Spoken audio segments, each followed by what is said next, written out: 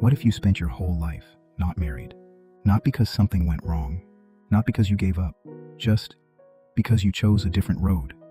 It's your 31st autumn, a close friend's wedding, big venue, 40 tables, the kind of wedding where the host tells the love story with full theatrical energy. Your table mates get the standard check-in. One's getting married next year, one just bought a place, one's kid is already in kindergarten. Then they get to you. Still single?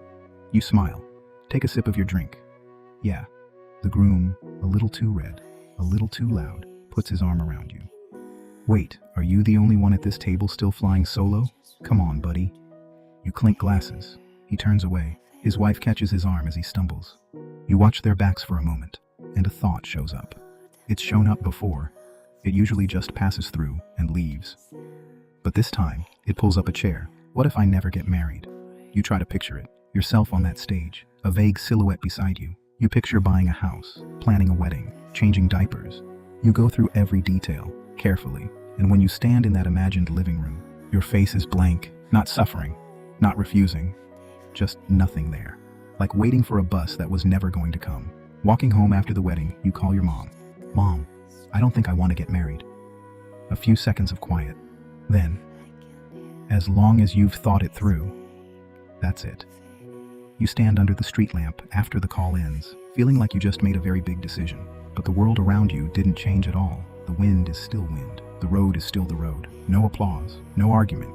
You just stepped onto a different path. From 32 to 40, everyone around you is getting married. You become the person in the group chat who always likes everyone else's photos, but never posts their own. You attend so many weddings, send so many cash gifts. You are reliably the one they tease. Standards too high. Still waiting for the right one, huh? And in every bouquet toss, one step back. At 38, your best friend gets divorced. He comes over at midnight, drinks half your fridge. 5 years married, 5 years fighting. He stares at the beer can in his hand. You know, sometimes I'm actually jealous of you. You refill his glass. Don't say anything. You know he doesn't really mean it. He's just exhausted. But sitting there in the quiet, you understand something you couldn't have put into words before. Marriage and happiness are two different things. You've seen the happy kind. The old couple downstairs, both in their 60s, hand in hand every morning. You once watched the wife bend down and tie her husband's shoe. Without a word, you've seen the other kind too. The more you see, the clearer it gets. Marriage isn't the answer. Who you marry is. How you live is. You refuse to settle. You refuse to get married just because everyone else is. After 40, no one asks anymore. You have a regular job, not high paying, but enough. A small apartment, mortgage paid off. Not huge, but yours. A few plants on the balcony, you can cook. Nothing fancy. Just enough to feed yourself properly. You eat alone, wash one bowl, fall asleep on the couch in front of the TV. You get lonely sometimes, not a storm kind of lonely, more like overcast, gray and flat. When it comes, you don't cry. You just notice the apartment feels a bit big. Cooking for one feels like too much effort. Saturday afternoons go on forever. You got a cat once, had it for 3 years. It died. You buried it under a tree outside the city, came home and stared at the empty bed for a very long time. You didn't get another one. But there's good stuff too. Sleeping in on weekends with zero negotiations about breakfast, turning on the light at midnight to read, without worrying about anyone.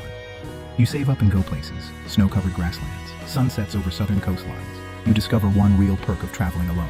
Stop when you want, go when you want, nobody waiting. Nobody rushing you.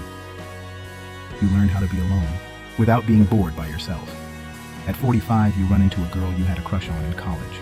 She's pushing a shopping cart with a toddler in the seat, and a 10-year-old walking beside her, a little rounder in the face, a few lines around the eyes. But when she smiles, exactly as you remember, long time no see. Long time no see. Still on your own? Yeah, used to it now. She nods.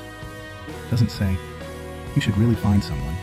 She knew what kind of person you were, before you did. You watch her turn the corner and disappear behind the shelves. And you wonder, what if I'd actually ended up with her back then? You don't know. You have 3 things in your cart. 1 bag of frozen dumplings. You took a different road. The scenery is different. But you're still walking. At 50, your mom falls and ends up in hospital. You take time off to look after her. One evening, you bring her a bowl of congee. She looks at it for a moment, then looks at you. When I'm gone, who's going to look after you? Your hand stops. You set the bowl down. I'll look after myself. You sit beside the bed and hold her hand. It's dry and a little cold, like a leaf in autumn. Mom, Don't worry about me. I've never been married, but I've never felt truly alone either.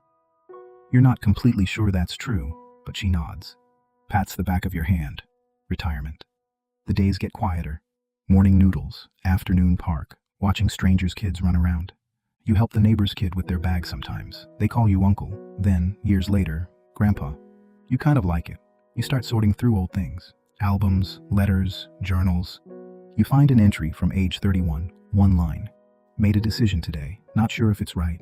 Never met someone I'd want to share a whole life with. Maybe alone is better than two people making each other miserable. You stare at that line for a long time. You spent half a lifetime figuring out if it was true. Was it right? Was it wrong? You still can't say. He passed in his sleep, the TV still on. At the service, someone says quietly, "Must have been hard, living alone like that, all those years." Someone else answers, "Maybe not. Maybe he just picked a different road from the start." In his belongings, a photo album. No wedding pictures, no family portraits, just place after place after place. Mountains, lakes, prairies, deserts, 100 sunsets. The last photo, him at a lakeside, selfie stick, smiling like an idiot. No wedding vows, no delivery room, no graduation tears. But every sunrise he saw alone, real. Every trail he walked alone, real. Every quiet thing he said to himself in an empty room, real. None of it needed to be remembered by anyone else, because it belonged to him, only him. Some lives are rivers, flowing into the sea, joining millions of others. This one was a tree, standing alone on a quiet hillside. 4 seasons, blossoms, falling leaves, then rest. A tree still has a life worth living.